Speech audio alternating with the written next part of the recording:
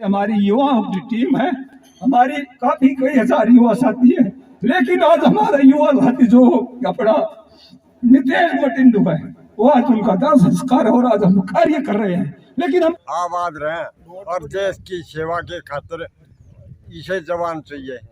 सांस की ज़रूरत है, इतना ही ज़रूरी है, क्योंकि अगर ऑक्सीजन कहीं से मिलती है तो ये जो पेड़ का पत्ता है इससे मिलती है ऑक्सीजन। गौ और पृथ्वी घूमती रहेंगी तो हमारा संतुलन बना रहेगा। और जब एक साइड में हो जाए तो अड़का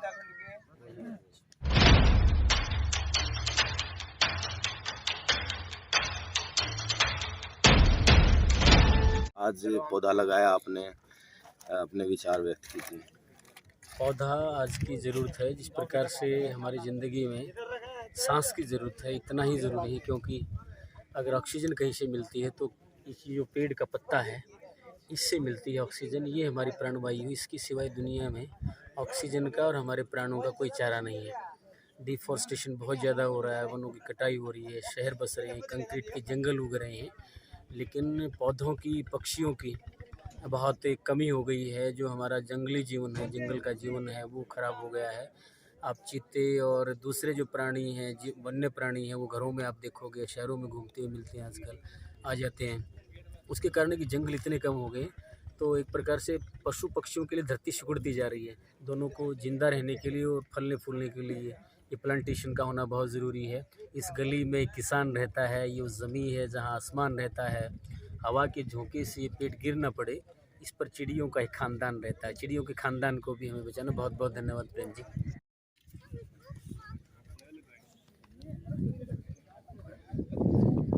सभी को मेरा नमस्कार। मैं संदीप तिया, ताजपुर तिहाड़ खुर्द से। आज यहाँ दीपालपुर गांव में एक गौशाला के ज़मीन है, जो 3-4 एकड़ ज़मीन है, जिसको साफ़ सफाई करके और यहाँ पर पौधारोपण का अभियान किया गया है। ये भाई देवेंद्र सूरा के नेतृत्व में ये अभियान चलाया गया है। और मेरी आप सबसे यही गुजारिश है कि आप अपने गांव, आस पड़ोस, जहाँ भी आपको खाली जगह मिले, जिस पर किसी प्रकार का कोई व्यक्ति विरोध ना करे, तो वहाँ पर वृक्ष पक्का लगाएं।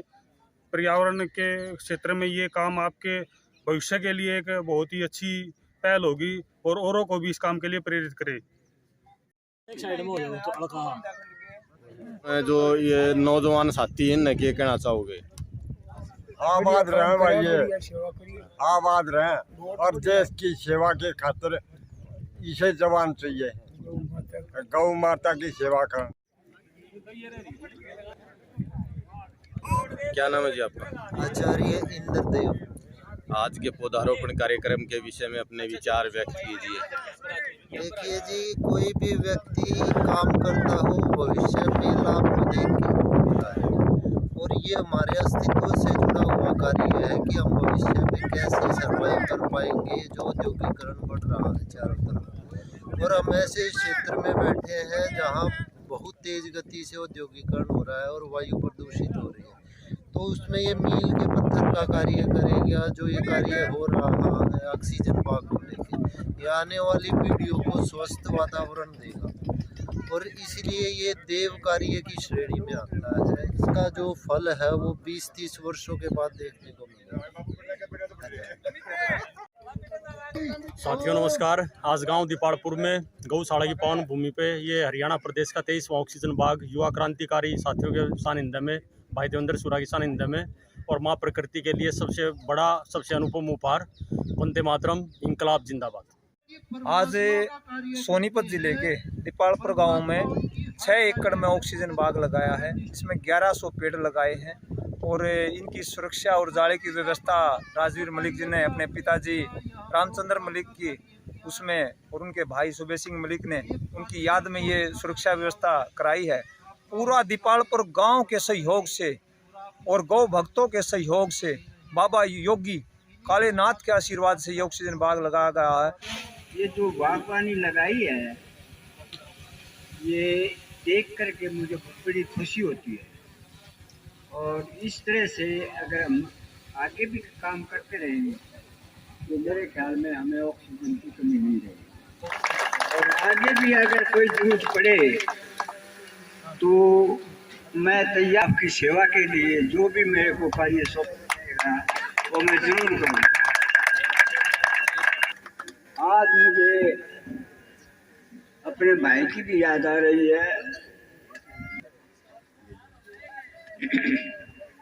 Disconnected.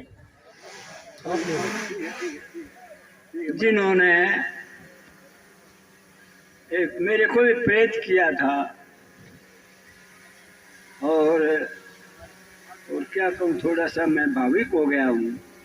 तो मैं बोलना तो बहुत चाहता था, लेकिन याद आ रही है।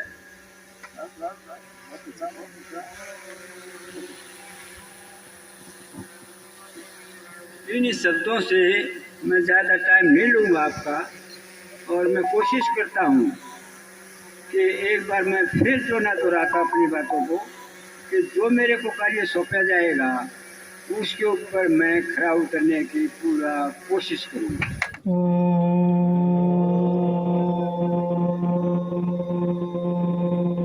आदर व सम्मान के योग्य सभी मेरे बुजुर्ग, माताएं और जितने भी युवा साथी आए हुए हैं, और मैं विशेष करके देवेंद्र जी का धन्यवाद करता हूं, क्योंकि कोई भी कार्य होता है तो उसमें एक अगुवाई करने वाला चाहिए, एक इंजन चाहिए, क्योंकि बगैर इंजन के कोई भी गाड़ी नहीं चलती।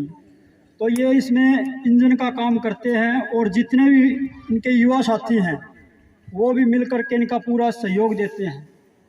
तो मैं तो बस इतना ही कहूँगा कि इन्होंने जो ये कार्य किया है बहुत ही पुण्य का कार्य है।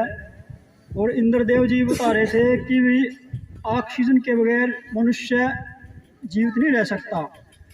तो मैं तो यही कहूँगा कि जितने भी ये अपने गौ सेवक भाई हैं जो इस गौशाला में लगे हुए हैं, जब व्यक्ति के अंदर समर्पण भाव आ जाता है, निस्वार्थ भाव आ जाता है, तो वो कार्य हमारा उन्नति की तरफ बढ़ता है। से गुरु बाबा कालेनाथ के आशीर्वाद से, संतों के आशीर्वाद से आज ये जो पुण्य का कार्य दीपालपुर गांव ने गौ भक्तों ने किया है, ये समस्त सृष्टि के लिए, गौ माता के लिए, पूरे गांव के लिए, आसपास के लिए लगातार एक कंक्रीट के जंगल और फैक्ट्रियों का इंडस्ट्री एरिया बढ़ता जा रहा है। तो इसको एक, जैसे हमारे फेफड़े को ऑक्सीजन चाहिए तो पृथ्वी भी एक फेफड़ा है। आपने सुना होगा अफ्रीका में इतने बड़े बड़े जंगल हैं, उनको पूरे विश्व का फेफड़ा बोला जाता है। तो इस तरह के एक छोटे छोटे अगर फेफड़े ऑक्सीजन बाग इस इंडस्ट्री का जो शहर बनता जा रहा है, तो इसके आसपास अगर लगाए जाएं, उसमें लोगों की आयु भी बढ़ेगी, क्योंकि प्रदूषण के कारण लोगों का जो कहते हैं ना 1947 में हम आजाद हो लिए थे, लेकिन आज जो गुलामी है वो प्रदूषण की है। हमारी सांस ही नहीं लंबी होगी, हमारी उम्र घटेगी, और हम क्या चाह रहे हैं। तो इसलिए आप जितने भी, जिन्होंने भी इस मौसम को देखते हुए और इस परिस्थिति को देखते हुए जो आज इस पुण्य के कार्य में जिन्होंने आया हो, एक बड़ा क्रांति का कार्य है। और इस गांव को मैं नमन करता हूं, दीपालपुर गांव को, इस गांव की भूमि को, क्योंकि जब मैं बहुत से गांव में भ्रमण करता हूं, यहाँ की भूमि को देखा, यहाँ के लोगों को देखा, बड़ी ही श्रद्धा है। और इन युवा साथियों को, इन क्रांतिकारी साथियों को, जो अजीत भाई है, प्रधान है, प्रवीण भाई है, और इनकी पूरी टीम है, ये बड़े जोशीले हैं, पूरे दिन रात गौ माता के लिए सच्चे भाव से कार्य करते हैं। इस तरह की युवाओं की टीम अन्य गांव में भी है। इसलिए आपसे विनती करता हूं, देखो ऐसे लोग बहुत कम मिलते हैं। आज उस तरह की देश को आजाद कराने की क्रांति वाली बात नहीं रही। आज तो एक सच्चाई कहने की, या जीव जंतुओं की रक्षा करने की, पेड़ों की रक्षा करने की, गौ माता की रक्षा करने की, उसके पालन करने की, इस तरह की क्रांति की जरूरत है। हर व्यक्ति को त्याग की जरूरत है। देखो आज जो राजवीर भाई साहब ने, हमारे ताऊ है सुबेर सिंह मलिक जी ने, इनके परिवार ने, हमारे जो ताऊ जी है रामचंद्र मलिक जी, उनकी याद में जो ये एक पुण्य का कार्य, ऑक्सीजन बाग का कार्य किया है, ये पूरे जिले के लिए, प्रदेश के लिए एक प्रेरणा केंद्र बनेगा। और मैं आपको याद दिलाना चाहता हूं, जैसे हमारी युवाओं की टीम है, हमारी काफी कई हजार युवा साथी है, लेकिन आज हमारे युवा साथी जो अपना नितेश मटिंडू है, वो आज उनका दाह संस्कार और आज हम कार्य कर रहे हैं। लेकिन हमें देश के लिए कार्य करता रहना चाहिए, क्योंकि देश के लिए चलते चलते सरदार पटेल की बात हो या क्रांतिकारियों की बात हो, क्योंकि दाह संस्कार पर भले ही दो व्यक्ति कम आ जाए, स्वयं मेरा दाह संस्कार क्यों ना हो, लेकिन देश के लिए, समाज की या देश की बात हो तो वहां खड़े होना चाहिए, बढ़ चढ़कर भाग लेना चाहिए। आज उस युवा भाई के लिए मैं कहता हूं, उस युवा भाई के लिए आप जो है उसके आत्मा को शांति मिले। वो जैसे इन युवाओं के लिए उस भाई ने एक क्रांति कार्य किया समाज में कम उम्र में ही, ऐसे मैं आपसे विनती करता हूँ युवा ऐसे युवा साथी से प्रेरणा ले और समाज के लिए और राष्ट्र के लिए कार्य करें। जय हिंद, जय भारत, भारत माता की। देवेंद्र जी, मैं गौशाला के प्रधान जीते जी से आग्रह करूंगा, देवेंद्र जी से और Here. मानव